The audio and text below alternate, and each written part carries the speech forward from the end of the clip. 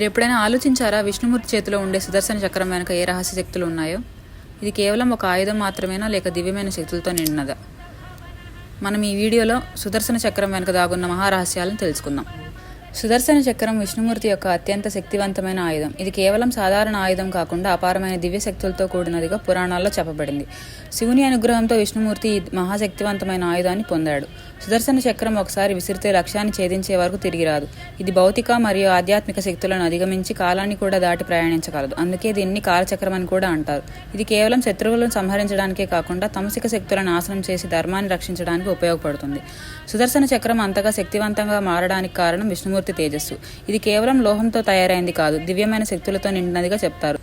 దీని వేగం అపరిమితమైనదిగా ఉండడంతో ఇది సర్వేణ అనే శబ్దాన్ని ఉత్పత్తి చేస్తుంది. ఈ శబ్దం శత్రువులకు భయాన్ని కలిగిస్తుందని పురాణాల్లో పేర్కొంటున్నాయి.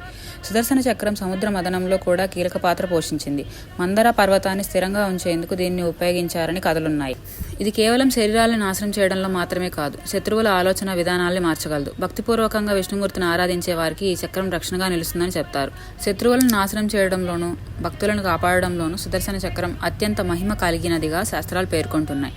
ఈ మహాయుగాలలోనూ సుదర్శన చక్రం విష్ణుమూర్తికి ధర్మాన్ని నిలబెట్టే అత్యుత్తమ ఆయుధంగా కొనసాగుతుందని పురాణాలు వివరిస్తున్నాయి.